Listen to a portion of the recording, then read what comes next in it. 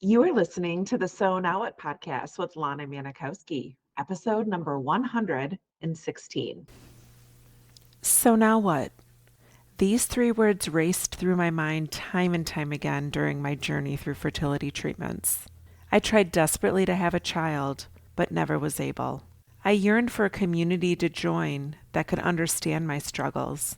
I couldn't find one, so I created one with the So Now What podcast. I love that you found us. Hey, ladies, happy Valentine's. Depending on when you're listening to this, it is Valentine's Day on Wednesday, the 14th of February. And because of that, I decided that I wanted to talk about your relationship with your spouse and or your partner and how it is coming and showing up for you now that you know that you are going to be childless as a couple moving forward in your lives. I might even start actually talking about where some of the disconnection and the animosity might have started for you, maybe some of the connections that you created because of the time that you went through your journey, and how that's showing up in your relationship today. I'm going to talk about the journey from a place of having female factor infertility. I know there's a lot of men out there who do have the male factor infertility. That was not my case.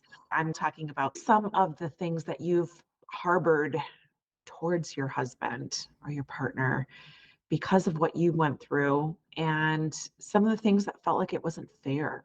Maybe some of the ways that you felt like things were so easy for them and you were really the one to bear the brunt of the infertility treatments, the weights and the phone calls and the shots and the medications and the ultrasounds and the blood draws and the countless things that we went through during our journey.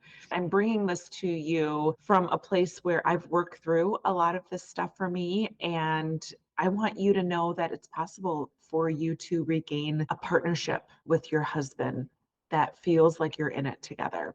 I'll tell you some of the ways that I used to feel when we were going through our journey. I'll just kind of rattle off some scenarios that come to my brain. I remember one of our first visits with the reproductive endocrinologist, and we were doing our initial workup, and Jack had to drop a sample off to the lab, and they were screening out that he also did not have infertility. And I remember he got called up later to get his report of his motility rates of his sperm. And the guy at the lab high fived him. And it was like this proud moment of how motile his sperm was. And I remember like being happy, like, yay, it wasn't the two of us that had something to work through, but also feeling kind of envious that everything seemed all right with him, that he was not the problem and I was. And then I remember waiting for the phone calls and me having to deliver the news because I was the one who was getting the reports from my doctor, and I was getting the counts, and I was going for the blood draws in the morning and being the one to have to get my ass out of bed and go stand in line at 6 a.m. to hope that I'm one of the first ones to get the blood draw so that I can then continue on my day and show up to work acting like everything was okay. And Jack could just stay in bed and he could sleep and he didn't have to live that stress that I had to live. I'm curious if you carry some of that envy towards your spouse, that they didn't have to do the things that you had to do. If I asked him to stand in line with me those mornings, I'm sure he would have, even though he's not a morning person and it's hard as hell to get his ass out of bed sometimes. I'm sure he would have done it. But even though I didn't ask, I felt like there might be times where we carry this animosity towards them, that they didn't have to go through what we went through. You're not a bad spouse. You're not a bad wife if you feel those things. If you feel like they just don't understand the struggles that you've gone through and the heartache that you've dealt with because you are believing that it's your body that didn't show up in the relationship, I want to tell you that you don't have to carry that burden around. I'm guessing that if you had a conversation with your husband, that they would tell you that they're not mad at you. They're probably not angry with you. They probably don't wish that they would have married somebody else so that they could have a kid. Because, yes, you are not the only one who thinks, gosh, I wish they would have just married that person they were dating before me because they wouldn't be in this place. They wouldn't have to be childless. They'd know what it felt like to be a father. And I know that you sometimes judge yourself for looking at them as though things were so much easier for them than they were for you. And that's okay. They were in ways easier for them. Their bodies didn't have to endure the things that we endured. But part of being a couple and part of the reason that you're probably still together and wanting to work through your relationship is because you know you married somebody who won't make you feel like it's your fault, because it's not your fault. If there was something that you could have done and a magic wand that you could have just flashed in the air, I bet you that they would have done everything to make that wand work for you. But the wand that we dealt with told us different things. So when it comes to being in a relationship with somebody that you thought, like you probably handpicked your husband thinking what he would have been like as a father. You probably handpicked your husband thinking our pregnancy photos were going to look so cute together, or the traits that they had that would have created this perfect baby for you. Because if you're anything like me, I thought I'm going to have a tall kid because my husband's 6'6" and a half. He's super tall. And I loved that I was marrying someone tall because I thought, oh my gosh, it would be so great. I'm 5'8", he's 6'6" and a half. We're going to have this tall kid who's probably going to be a great athlete. My husband's also super smart. He was a mathlete, total brainiac. He's a successful dentist, somebody who loves to challenge himself mentally. And I chose him because I thought that those would be good traits to pass along to our child. And so when you don't have a child to pass those traits along to, you might find yourself wondering, what was all this for? What's this relationship going to be like?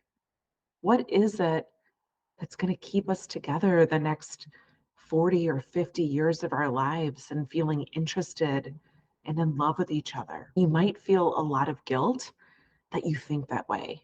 And you might think, gosh, what kind of wife am I that I'd even question the bond I have with somebody who's stuck with me through this? It's all very normal. This is all stuff that I work on with my students and Thrive. And I want you to know that you're not a bad person for questioning this or thinking this or wondering this silently. Because I'm guessing that it's probably not easy to tell your husband that you're wondering what's going to keep you together, what's going to keep things exciting, what's going to keep things fun. And maybe if you had that conversation, it wouldn't go so bad. Maybe you're harboring a lot of question about your relationship, and maybe he is too. And maybe it doesn't have to be from a place of, oh my gosh, they're going to leave me, or we're going to get a divorce over this. But maybe this is a good opportunity to start to establish some goals together as a partner and as a union and as a married couple. Like, what do you want your future to look like if it's not going to be with children? I'm going to tell you from my personal experience, we went through this lull in our marriage. And there's days that we have that lull and it comes and it goes. And if it didn't come sometimes, we wouldn't know that we wanted to work on these things. But there were times after our journey ended where we sat there. I specifically remember like sitting there, just feeling like in my brain being like, is this it? Is this all I got? We got nothing fun to talk about. We don't really do much together. We work our asses off. We come home, we eat dinner, sometimes open a bottle of wine, talk about what happened at work, talk about whether we liked what was on the table for dinner, then clean up dishes, go sit at the TV and watch TV until it's time to go to bed. Intimacy wasn't super important because we were exhausted of trying to be intimate in order to create a child. It felt like intimacy was more of a order from your doctor than it was a desire.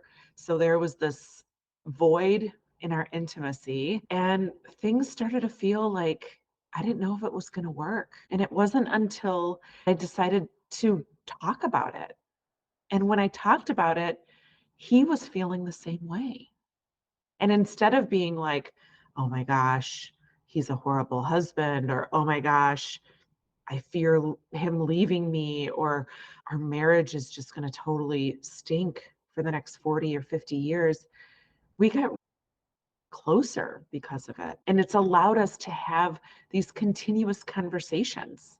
It's allowed us to see that having conversations about what doesn't feel close for us, or what doesn't feel like it's moving us in the direction that one of us wants to move, not looking at yourself in the mirror being like, oh my God, I've been horrible, or how dare he bring this up? Does he not know how hard I've been working on this? When you have it from a place of like setting the ground rules of, I'm talking to you about this because I want this to work. I want us to ride off in the sunset and love each other and be together forever. I want us to be there for each other and see each other through our darkest days, because we have already done that. And I can't imagine that there are going to be days that have been darker than the days that we've experienced in our relationships. But there might be.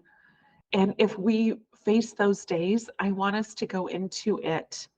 And I bet you do too. I bet you want to go into the rest of your life with your partner, knowing that you can get through anything. And the way that you get through anything is talking about it and establishing that the communication about it is not to point fingers, is not to say one person's more at fault than the other. It's to establish what you're looking for and know that those things might change. What you're looking for this year might be different as you grow as a human. I know that that's been my experience. As I become more evolved through the thought work and through the tools that I teach through life coaching, my desires in my relationship have changed. I'm not the same person I was when I got my infertility diagnosis, or when we left our last conversation with our doctor, knowing that we would never be biological parents. As you change, your desires are going to change, your interests are going to change. Your curiosities, the things that you might want to explore together might change. And it's all okay.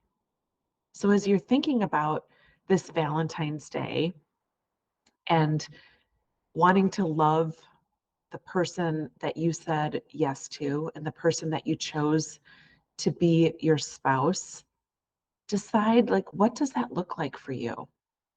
What are the things, even if it's two or three things, what are those things that you just absolutely freaking adore about your partner or about your husband? What are the things about them when things go, when you're sitting there quietly thinking about them? What are the things that make you laugh out loud about your partner? What are the things that make your heart swell because they are a certain way? Or what is the thing that they do that you're so appreciative of? And it doesn't have to be countless things, because sometimes I got to be honest, there are days when it's hard for me to come up with one thing that I love that he does. And then next thing you know, he shows up coming home from work the next day, and I absolutely love him to pieces. So let's just find a few things that fit into those categories for you. And when you think about aging together and growing together and caring for each other, who do you want to be in that relationship? How do you want to show up in that relationship? And can you forgive yourself for some of the ways that you looked at your relationship in the past? You are going through some hard things, and you might carry a lot of guilt for who you were in the past, but those things are done. You're still here. You're still married. You're still with this person who you clearly want to make things work with. So decide, who do you want to be in this relationship, and communicate about it. Have a conversation. Call them aside and say, for example, Jack, I I know that things are looking so different than we both thought they would when we got married. And I know that we're both grieving in our own ways. And I know that you can't fully understand what I've been through. And I know that I don't fully understand what you're grieving and dealing with. But regardless of what we're grieving and dealing with, I want you to know that I love you. I want you to know that I want this to work. And I know that neither of us were planning on this, but I would love for us to talk about ways that we can make this marriage work for us, and that we can create a love that grows as we grow, and that we can find ways to challenge each other, that we can find ways to give ourselves some awareness of what we want, to give ourselves some space to grow independently, and maybe see how a conversation like that would go for you. Because I know that you might feel like your marriage is at like a loose thread, and that is okay. I don't know that a marriage is always supposed to be great. There are days that I want to strangle my husband, and I love him so freaking much, but there are days that he drives me absolutely nuts. And those days come and those days go, and I bet the same for you. So as you're thinking about your Valentines and the things that might be special about your love for you and your partner and your relationship together, consider this podcast and think of ways that you can work through your relationship that focuses on who you are today and who you want to be in your relationship in the future. So I hope you have a beautiful week. I love you. And remember, it's never too late to discover your meaning. I'll talk to you next week.